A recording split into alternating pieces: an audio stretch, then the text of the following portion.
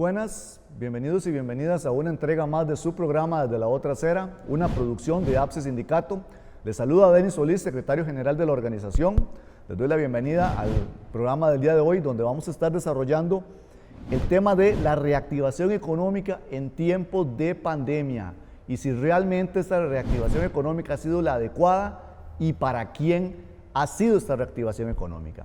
Para este tema vamos a contar con la presencia del señor Luis Paulino Vargas, economista y académico de la Universidad de Costa Rica, y también contaremos con la presencia de Montserrat Ruiz, directora ejecutiva de la Cámara Nacional de Economía Solidaria, CANAES. Y es que este tema se las trae porque en la mesa de diálogo intersectorial tratamos el tema de fondo de avales, una iniciativa muy noble para ayudar a los pequeños y medianos, pero que lamentablemente pareciera que se ha manoseado y se le ha hecho entrega a las grandes élites empresariales una vez más en tiempos de pandemia. Hoy contamos también con la presencia de nuestra compañera economista Sofía Guillén, ¿verdad, Sofía? Un tema de una iniciativa que nació en la mesa de diálogo multisectorial para favorecer al pequeño y al mediano, pero que una vez más pareciera que se le mete mano y se le hace entrega a los grandes grupos, a las grandes élites y a esas pocas familias privilegiadas que manejan y conducen este país y la agenda económica. Así es, Denis, buenas noches y bienvenidos y bienvenidas a quienes nos acompañan desde su casa, lugares de trabajo y demás sitios. Efectivamente, una iniciativa como tantas en este modelo de desarrollo neoliberal que vivimos en Costa Rica hace tantas décadas, en donde los recursos que tendrían que llegarle al productor agropecuario y a la micro y pequeña empresa termina acaparada o administrada por grandes corporaciones y élites económicas. Ese es el fracaso del modelo en el que se vive, no es nada nuevo, pero con la pandemia ha quedado todavía más explícito. Vamos a discutir esta noche sobre esa supuesta reactivación económica, cómo tendría que ser, por qué no ha ocurrido y cómo vamos a salir de este embrollo en el que estamos. Escuchemos la editorial que la APSE ha preparado para ustedes esta noche al respecto.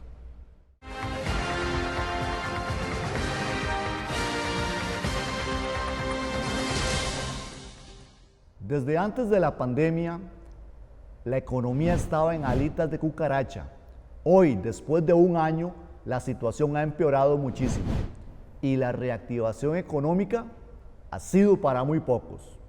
Un descarado ejemplo es el fondo de avales. Este es un fondo que le permite al gobierno respaldar préstamos para que las empresas puedan acceder a capital. Este fue uno de los proyectos discutidos en la mesa de diálogo multisectorial y el propósito era apoyar a las pymes y pequeños agricultores.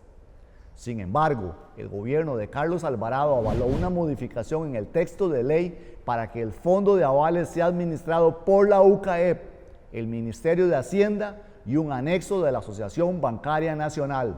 Esto es el colmo. Un fondo que iba a ser utilizado para apoyar a las pymes y pequeñas empresas golpeadas por la crisis, ahora va a ser controlado por los grandes emporios corporativos y financieros del país. ¿Para quién es la reactivación económica?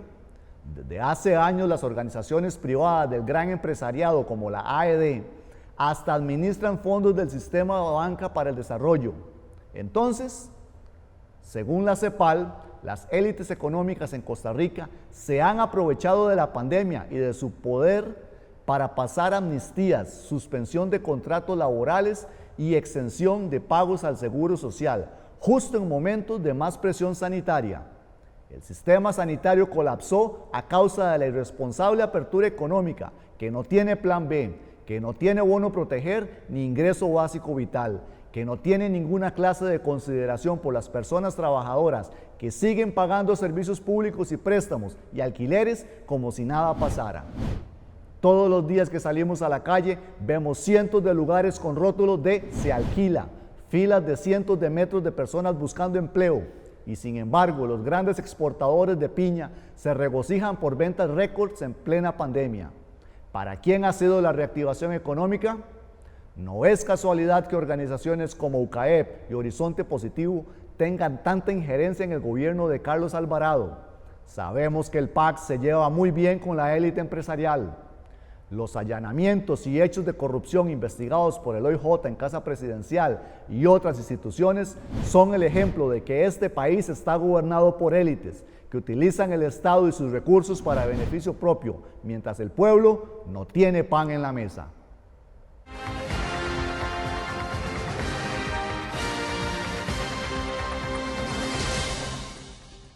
Bueno, y después de escuchar la editorial que la APSE preparó para ustedes sobre el tema de esta noche, reactivación económica, ¿para quién y cómo lograrla en medio de este escenario tan complicado en el que estamos? Vamos a ir a un corte comercial y regresamos con nuestros invitados e invitadas para desarrollar el tema.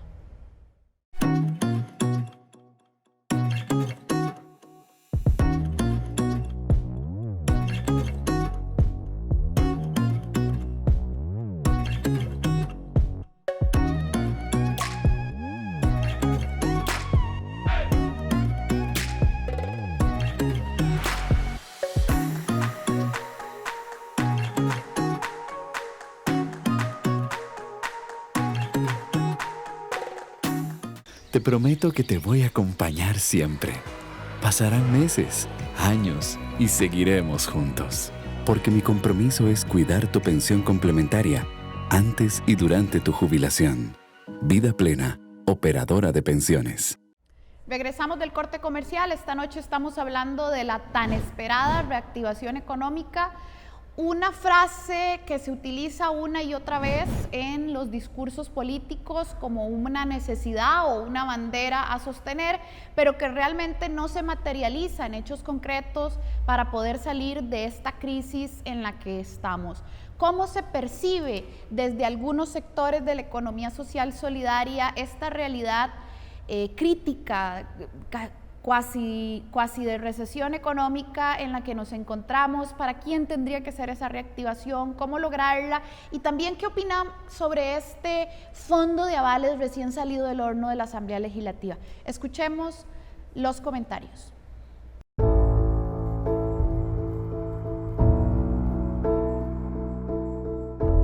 El fracaso del modelo neoliberal, agudizado por la pandemia, le ha cobrado un alto precio a los hogares costarricenses. Las microempresas y productores locales denuncian que han sido abandonados, mientras las escasas ayudas parecen llegar solo a ciertas élites. ¿Será que las medidas tomadas hasta ahora se podrían considerar como reactivación económica? Yo no he visto medidas de reactivación. He visto medidas de contención, que es diferente, pero yo no he visto medidas de reactivación en ningún momento. Y hemos sido claros desde que hemos estado en las mesas de diálogo, desde que hemos estado viendo cómo podemos solventar las necesidades de muchísimos de todos los más afectados por esta pandemia en materia económica, porque insisto, esto no es una crisis solo económica, es social y política, que donde hoy esta reactivación pues no la veo, no veo ninguna medida de este tipo. No obstante, la Asamblea Legislativa se jacta de aprobar el reciente proyecto de ley de fondos de avales y garantías, pero resulta que el proyecto crea un consejo rector de esos fondos conformado por Hacienda, la UCAEP y la Asociación Bancaria Costarricense. Entonces, ¿para quién es esa plata? ¿A quiénes favorecerán al final? Este fondo de avales específico que genera el BESI en julio del año pasado, de estos 180.000 millones de colones, tiene la particularidad y la especificidad de que son para nuevos proyectos productivos de todas aquellas empresas pequeñas, medianas o pequeños y medianos personas físicas que se hayan visto afectadas por la COVID. Específicamente, o sea, esta es la particularidad del proyecto, y que hoy, pues en un proyecto base que nosotros hemos estado analizando antes de este debate que fue aprobado en la Asamblea, pues creíamos que el Consejo Rector debe ser un organismo, primero, mucho más imparcial, equilibrado y sustentado por diferentes actores y actrices no solo del gran empresariado, sino también de la ciudadanía, para poder determinar realmente que esos fondos lleguen a las personas y a las empresas que se necesiten, en el entendido de aquella fórmula PYME que estipula el Ministerio de Economía, Industria y Comercio, que eso es importante. También decir que, bueno, la temporalidad de esos fondos, el BESI fue claro que se debían colocar en el máximo de 3 años. Y creo que también el proyecto hoy, ese proyecto sustituto que se aprueba en Comisión de Hacendarios el lunes pasado, y después en primer debate el martes con 46 diputados, no está conteniendo el equilibrio en el balance necesario. Por el contrario, creemos que hay ciertos errores y amenazas que podrían hoy llegar a poner este fondo de avales en manos no capacitadas o en manos que hoy no necesariamente estarían distribuyendo adecuadamente. Un proyecto que nació con muy buenas intenciones para apoyar a MIPYMES y productores locales terminó siendo administrado por las élites, por lo que difícilmente llegará a los pequeños negocios más necesitados. Así, al final, las supuestas medidas de reactivación parecen diseñadas para favorecer a ciertas élites empresariales. Entonces, ¿reactivación económica para quién? Bueno, tremendamente controversial este fondo de avales recién salido del horno y efectivamente es un tema que se discute en la calle y en los hogares costarricenses. La reactivación económica, ¿para cuándo? Escuchemos lo que opinan las personas de a pie que nos han regalado sus opiniones.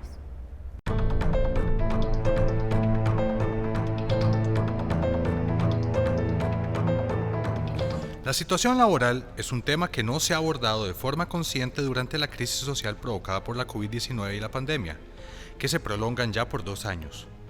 ¿Cuál ha sido el impacto que ha causado esta situación entre personas trabajadoras y sus familias?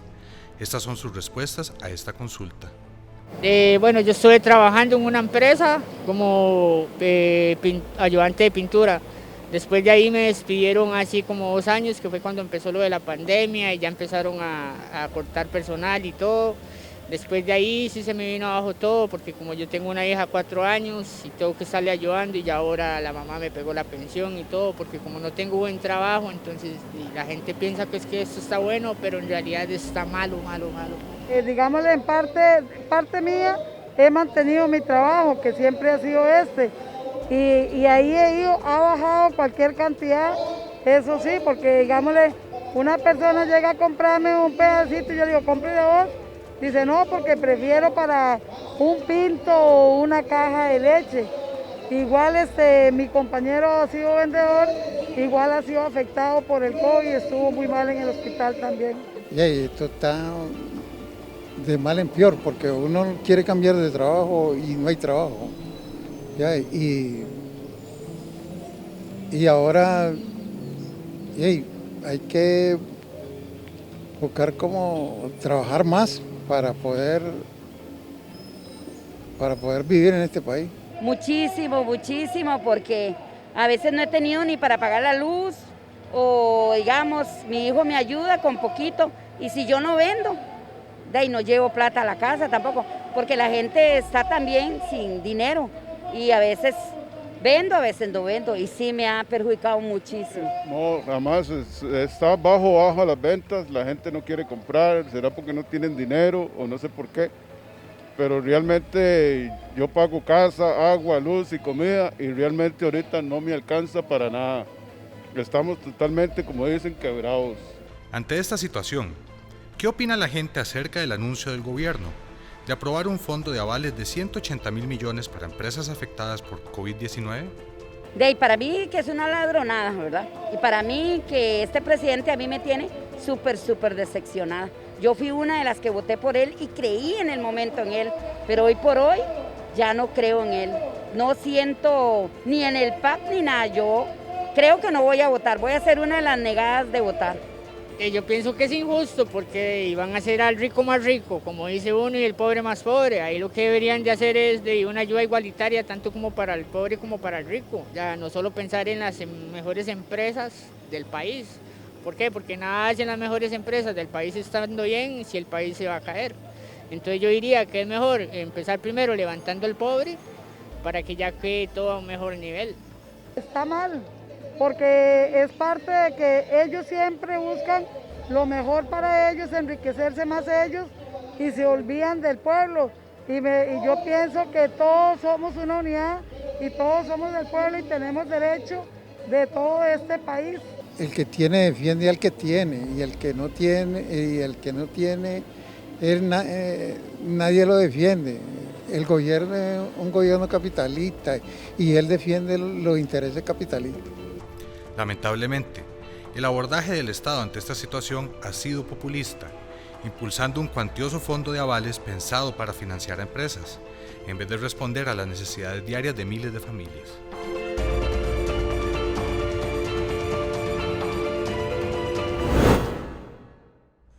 Bueno, agradecemos los comentarios de las personas y también de los invitados e invitadas que nos regalaron sus opiniones. Efectivamente, durante los últimos días, el proyecto de ley del Fondo de Avales y Garantías recién salido del horno de la Asamblea Legislativa es una iniciativa que pretendía entregarle, digamos, apoyo financiero a micro, pequeñas y medianas empresas, terminó acaparado o administrado por los más grandotes. Este es uno de los debates que a mi criterio reflejan, Denis, cómo funciona el modelo de desarrollo, ¿verdad? Los recursos terminan administrados por unas cuantas élites. Sí, es muy lamentable que sucedan este tipo de situaciones porque, bueno, y los recursos para, por ejemplo, darle soporte, apoyo a pequeños y medianos productores, como fue la iniciativa, ¿verdad?, de este proyecto, bueno, esos recursos tienen que salir de algún lado, tienen que salir de los impuestos o muchas veces tienen que salir de créditos con organismos internacionales.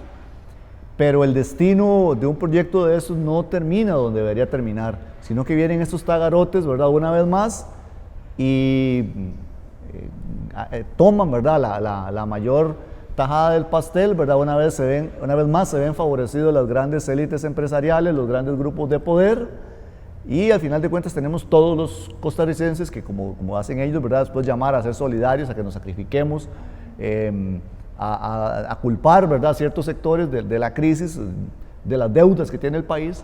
Pero cuando este tipo de situaciones suceden, bueno, ellos ven una oportunidad y lamentablemente son los que se terminan aprovechando. Ahora, por ejemplo, Montserrat lo hablaba, ya habían entidades encargadas de administrar fondos de avales, por ejemplo, la Banca para el Desarrollo, que podría realizar una distribución más justa, ¿verdad?, a las personas que realmente tienen necesidad, pero resulta que incluyen a la Asociación Bancaria Nacional, a UCAEP, a administrar estos recursos. Una muy mala señal, ¿verdad?, una vez más, de dónde van a ir a terminar estos fondos, que al final de cuentas los tendremos que pagar todos y todas los costarricenses. Y además muy irónico, Denis, porque suelen ser estas grandes élites económicas las que se quejan de la eficiencia del Estado, pero están bien metidas administrando los fondos del Estado para que les lleguen. Vamos a ir a un corte comercial y continuamos con el desarrollo del tema de esta noche. ¿Es el déficit fiscal culpa de los empleados públicos? No, las causas del déficit fiscal son el fraude y la corrupción. Los trabajadores públicos son los que más ganan. No, docentes, conserjes, policías, enfermeras y otros puestos tienen salarios que apenas dan para pasar la quincena. Solo el sector privado produce riqueza. No, en los últimos meses se ha demostrado que nuestra principal riqueza es la salud pública. Si vamos a hablar de empleo público, hagámoslo con claridad y transparencia. Volvemos del corte comercial. Esta noche estamos hablando sobre la supuesta reactivación económica. Por un lado, el gobierno defiende que sí, que ha tomado medidas de reactivación. Cuando uno ve el recuento, pues son jornadas reducidas y suspensión de contratos. Por otro lado, avanzan iniciativas como el Fondo de Avales, que podrían beneficiar a pequeños empresarios y productores agropecuarios, pero termina administrado por los grandotes. Y por otro lado, grandes sectores de la economía social solidaria y de la ruralidad dicen, aquí no ha llegado la ayuda que se requiere. El resultado es una crisis y disgusto generalizado. Para esta última parte del programa nos acompaña don Luis Paulino Vargas, quien es académico universitario y además un economista ampliamente reconocido en el país, para profundizar algunos debates sobre la reactivación económica. Porque en la economía, y aquí lo hablo como profesional, en la economía más ortodoxa neoliberal suele haber una creencia, la creencia de que basta reactivar la oferta de producción, de que basta darle todo al gran empresariado y así se reactiva la economía. Y se olvidan de las familias, se olvidan de los hogares costarricenses. Los economistas que abogamos por visiones mucho más heterodoxas, alternativas, inclusivas, creemos que es importante algo llamado la demanda agregada. ¿De qué trata esa discusión? Le hemos preguntado a don Luis Paulino Vargas para que nos profundice por qué tendríamos que pensar también en los hogares para reactivar la economía. Esa famosa demanda hay que activarla. Escuchemos lo que nos dice don Luis Paulino. Bueno, ¿qué es lo que se pone de manifiesto ahí? Que hay una insuficiencia muy marcada, muy fuerte de la demanda. Una insuficiencia de la demanda que probablemente se manifieste en muchos otros sectores de la economía, y que está asociado a varias cosas, pero principalmente a una cosa. Está asociado al hecho de que tenemos un desempleo horroroso. Ahorita no me acuerdo, la cifra más reciente creo que anda como en 450,000 personas desempleadas, más un montón de gente que está en la informalidad laboral. Y es interesante observar que los empleos que se han recuperado después de que empezó la reapertura de la economía, la casi totalidad de los empleos recuperados son en la informalidad laboral. Y entonces son empleos de baja calidad y de baja remuneración. Entonces, si Costa Rica tiene esa enorme cantidad de personas desempleadas, y si los poquitos empleos que se van recuperando son empleos muy mal remunerados, si de hecho los salarios no mejoran en este contexto de crisis, la gente que mantiene su trabajo no se le mejora el salario, y en el sector público eso está claro, que están los salarios congelados. Es todo eso, ¿qué es lo que configura? Una situación donde muchísima gente se está obligada a restringir su gasto de consumo. Las compras de consumo para su persona, para su familia, se ven fuertemente constreñidas.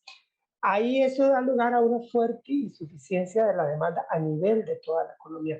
Pero como las empresas también perciben esa insuficiencia de la demanda, como sus ventas van lentas, puesto que la demanda está débil, las ventas de las empresas van débiles también, las empresas no sienten la necesidad, no sienten el incentivo para emprender programas de inversión que les permitan, digamos, ampliar la planta productiva, introducir nuevas máquinas, contratar más gente.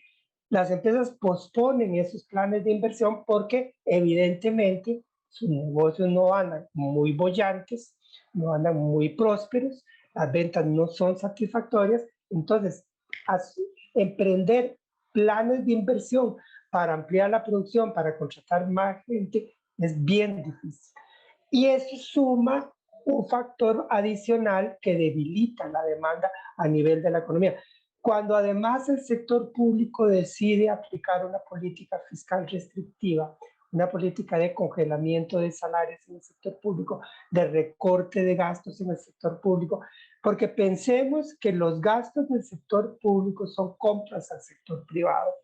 No es que el sector público se compra a sí mismo. Los bienes y los servicios que el sector público compra, en su mayor parte, se los compra al sector privado. Probablemente hay servicios que se los compra al mismo sector público, la electricidad, por ejemplo. Probablemente se la estará pagando al ICE, pero la mayoría de las veces son compras del sector público hacia el sector privado. Cuando se recorta eso, cuando se establece, se dan tijeretazos a esas compras del sector público, estamos debilitando la demanda del sector público hacia el sector privado, y eso suma a los otros factores que he mencionado para dar lugar a un gran síndrome, digamos así, que es el síndrome de una demanda global frenada, detenida, una demanda global que ha venido recuperándose, pero que se recupera con tremenda lentitud, y eso no puede satisfacernos de ninguna manera, porque esa recuperación tan lenta significa que la economía se recupera muy lento también, y que el empleo se recupera con extremada lentitud. Y cuando decimos empleo, estamos hablando de personas de carne y hueso, estamos hablando de familias, de hogares, estamos hablando de gente en necesidad. Y la gente que tiene necesidad no puede esperarse a que le aparezca un empleo dentro de 1 año, 2 años, 3 años. La gente necesita comer ahora, los empleos se necesitan ahora, lo más pronto posible. Bueno, evidentemente este no es un problema nacido de la noche a la mañana. La pandemia, por supuesto, lo profundizó, lo hizo más obvio, pero desde hace décadas que estas élites político-económicas dominan la agenda económica del país. Y por supuesto, han logrado que las exoneraciones, las ayudas financieras y bancarias y un montón de apoyos y subsidios terminen en manos de unas élites corporativas, mientras la inmensa mayoría de la población, de las MIPYMES y de los productores agropecuarios quedan sin apoyo, en la nada, en el aire. Así que, Denis, tenemos un escenario complicado porque la pandemia aceleró un proceso que ya venía ocurriendo. Por supuesto, Sofía. Acá uno de los puntos que me llama más la atención y que lo señala don Luis Paulino es el aspecto ideológico, ¿verdad? Desde la visión neoliberal, usted tiene que entregarle a manos abiertas todo al gran empresariado, ¿verdad? y al estilo del señor feudal, ¿verdad?, que le abunda su comida en la mesa, los de abajo tenemos que esperar a que caigan las migajas, ¿verdad?, de lo que le sobra al señor feudal, ¿verdad? Esa es la visión y la ideología, ¿verdad?, que tiene el neoliberalismo, y que lamentablemente en Costa Rica es por lo que estamos controlados, ¿verdad?, este tipo de visión. Entonces, como lo decías, ellos se centran en lo que es la oferta, ¿verdad?, sin tener la claridad de la importancia de lo que es inyectar recursos, por ejemplo, en lo que es salarios, que el salario es el que produce la verdadera reactivación económica. Si yo como trabajador, en este caso trabajador público, tengo un salario digno, tengo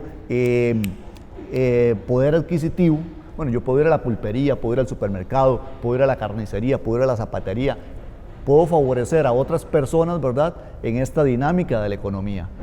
Pero en lugar de incentivar este tipo de consumo, de poder adquisitivo, más bien, por ejemplo, vean el caso de nosotros del sector público. Ahí están en la Asamblea Legislativa tratando de cocinar una ley de empleo público que simplemente va a ser un congelamiento salarial, pérdida de poder adquisitivo, retroceso en derechos laborales por un montón de años, que no solamente nos va a perjudicar a nosotros los trabajadores del sector público, sino que también va a perjudicar especialmente a los pequeños y medianos empresarios, ¿verdad?, del sector privado, a los cuales nosotros vamos a tener que ver cómo rendimos más los inquitos y el salario, y por supuesto que vamos a tener que comprarle menos a este sector privado, ¿verdad?, que es el pequeño y el mediano, con lo cual es una contracción de la economía, ¿verdad?, y por supuesto que va a traer más pobreza, más miseria, más cierre de negocios, la cantidad de comercios, ¿verdad?, que no van a poder pagar sus cargas sociales, bueno, un montón de situaciones negativas, pero se han ensañado simplemente en